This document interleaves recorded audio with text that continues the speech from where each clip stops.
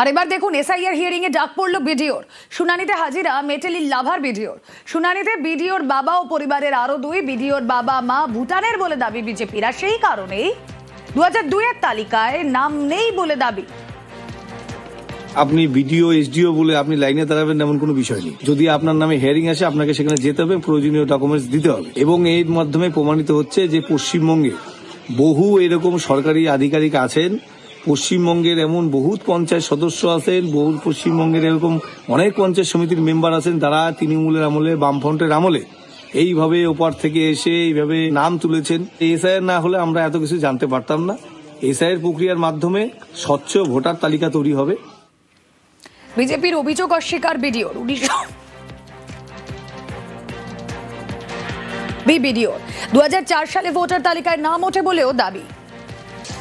সবারই কি কাগজের কোনো সংগতি ছিল? না, আমাদের কোনো কাগজে নেই।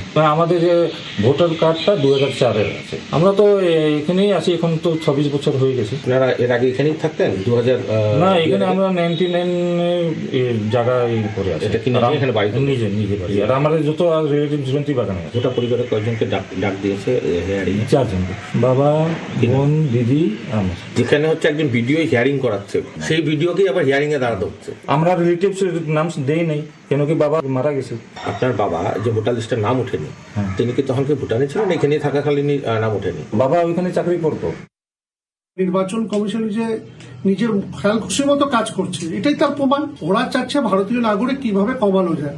যেহেতু ওর দাদারা সবাই ডিক্লেয়ার করেছে যে 1.5 কোটি নাম কাটতে হবে, তার জন্য ভিডিও বাদ করছেন না। দেখুন এরপর আর কত লোকের নাম কাটছে। যে সেনা কর্মী তারও নাম কাটা যাচ্ছে, যে পুলিশ কর্মী তাদেরও হিয়ারিং এর লিস্ট আসছে। অবাক হয়ে যাওয়ার মতো কথা। যে নিজে ভিডিও বসে হিয়ারিং নিচ্ছে, তার যদি এই অবস্থা হয় তাহলে সাধারণ নাগরিকের কি অবস্থা?